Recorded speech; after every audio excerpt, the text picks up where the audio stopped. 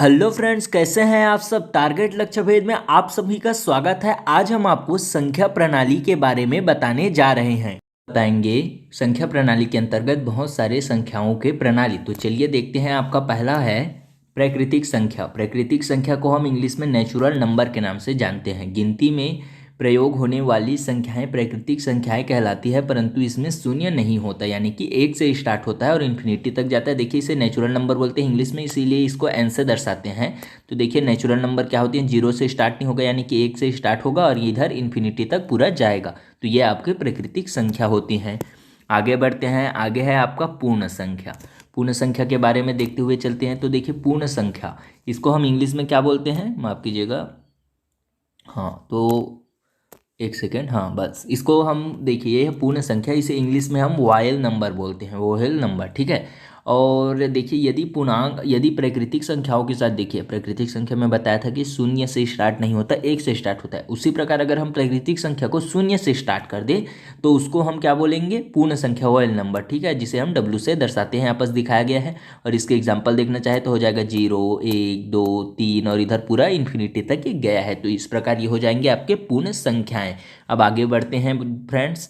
आगे है आपका पूर्णांक संख्याएं। पूर्णांक संख्याएं क्या होती हैं, इसके बारे में आप डिटेल से जानते हैं। पूर्णांक संख्याएं, इसको हम इंटीजर्स बोलते हैं, ठीक है। सभी पूर्णांक संख्याएं, सभी पूर्ण संख्याएं तथा ऋणात्मक संख्याओं का पूर्णांक इसे आई या जेड से दर्शाते हैं। देखिए, इसे आई या जेड से दर्शाते हैं। आई यानी इंटीजर और जेड से भी इसे दर्शाया जाता है, कई जगह आई या जेड से दर्शाते हैं। देखिए, पूर्ण संख्या बोलने से जीरो से लेकर 1, 2, 3 ये सभी पूर्ण संख्या में आ गया। और उसके बाद बोला है परिभाषा में तथा ऋणात्मक संख्या, तो ये जो है ऋणात्मक संख्या और इधर ये माइनस इन्फिनिटी तक जाएगा, इधर प्लस इन्फिनिटी तक जाएगा। तो फिर इस प्रकार से ये आपके होते हैं पूर्णांक संख्याएं। अब पूर्णांक संख्याओं के बाद आगे बढ़ते हैं वास्तविक संख्याओं की ओर। तो वास्तविक संख्या को हम थोड़ा बाद में बताएंगे, आप इसे थोड़ा ऐसे ही देखते चलिए। वास्तविक संख्या को हम आगे बताते हैं, ठीक है।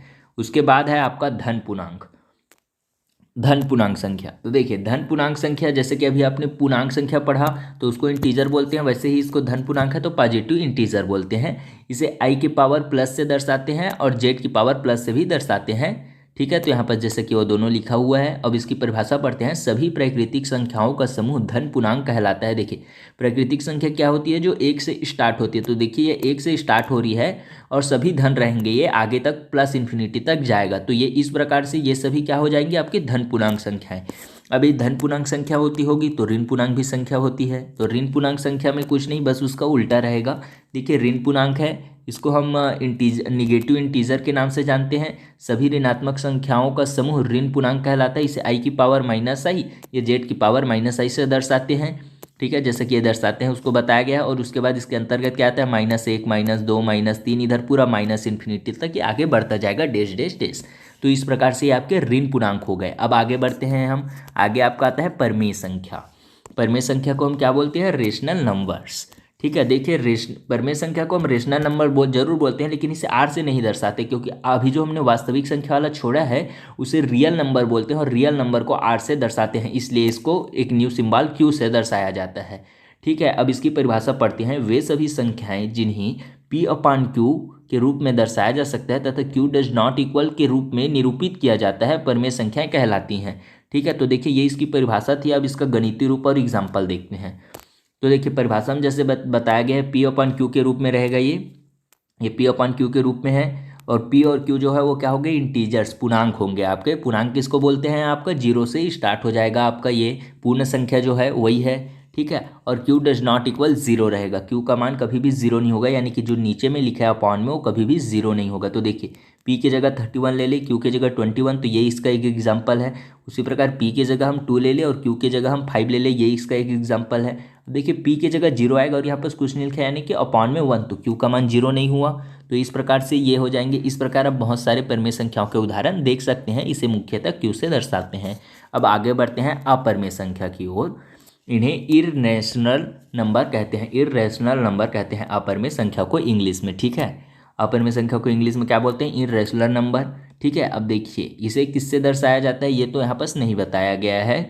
देखिए, उसे क्यू से दर्शाया जाता है परमेय संख्या को। और देखिए, इसकी परिभाषा पढ़ते हैं। वे सभी संख्याएं जिन्हें पी अपान क्यू के रूप में निरूपित नहीं किया जा सकता, परमेय संख्याएं कहलाती हैं। तो कैसे, देखिए, किसी भी को जैसे हम अपॉन या भाग भाग के सिंबल में निरूपित नहीं कर सकते। जैसे कि इसके एग्जांपल देखिए, लिखा है √3, ठीक है, ये लिखा है आपका √3 लिखा है, तो ये √3 है, 3 के मतलब 3 करनी, उसके बाद 5 लिखा है। तो देखिए इनका जब आप मान निकालेंगे तो इसका मान क्या आएगा, 1.732, यानी कि आपका मान क्या आ रहा है, दशमलव में आ रहा है, बटे में नहीं आ रहा है। तो बटे में निरूपित हम इसे नहीं कर पा रहे हैं, इस कारण ये सभी क्या हो जाएंगे, अपर में संख्या। रूट वाले जितनी भी संख्या आएंगे वह अपर में संख्या होंगे। अब इसका मतलब ये नहीं कि √4, जैसे कि आप बोलेंगे √4, तो √4 एक अपर में संख्या नहीं है, क्योंकि √4 को हम निकाल सकते हैं 2, लेकिन √2 को हम निकाल सकते हैं क्या, नहीं निकाल सकते। इसका मान होता है 1.414 ऐसा होता है, तो दशमलव आ रहा है, P/Q के रूप में नहीं आ रहा है, इस कारण ये ऐसा हो गया। ठीक है, अब आगे बढ़ते हैं।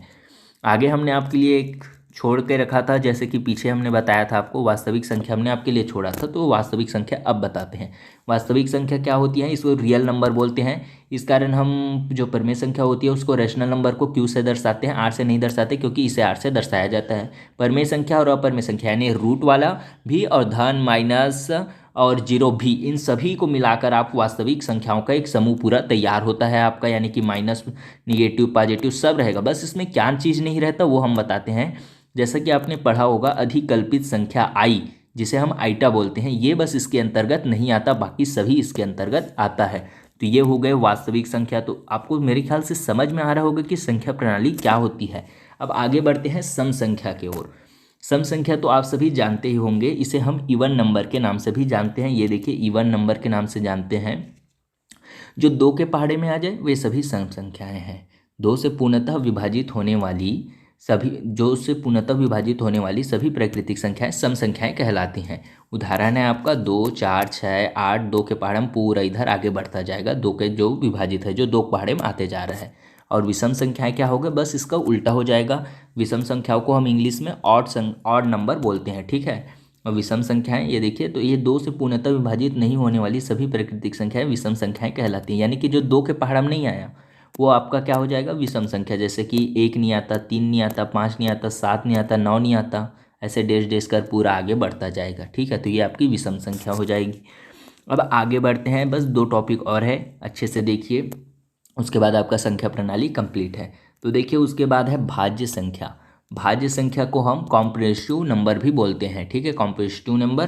तो देखिए वे सभी संख्याएं जो एक और स्वयं के अतिरिक्त कम से कम एक अन्य संख्या से पूर्णतः विभाजित हो जाए, भाज्य संख्याएं कहलाती हैं। जैसे देखिए 4 जो है 2 से विभाजित हो जाता है, 1 से तो होता ही है, उसके बाद 2 से भी हो जाता है, 6 3 से हो जाता है, 8 जो है वो 2 से हो जाता है, 4 से हो जाता है, 9 जो है 3 से हो जाता है, 10 जो है 5 से हो जाता है, 2 से हो जाता है, 12 जो है 6 से हो जाता है, 2 से हो जाता है। तो इस प्रकार से ये लोग अपने और एक के छोड़े भी और बहुत सारे ऐसे नंबर हैं जिनसे ये हो जाते हैं। तो कम से कम एक होना चाहिए, भाज्य संख्या कहला जाएगा। अब उसके बाद आप हैं अभाज्य संख्या। अभाज्य संख्या को ध्यान से देखिएगा, अभाज्य संख्या क्या होती है। अभाज्य संख्या इसे प्राइम नंबर के नाम से जानते हैं इंग्लिश में।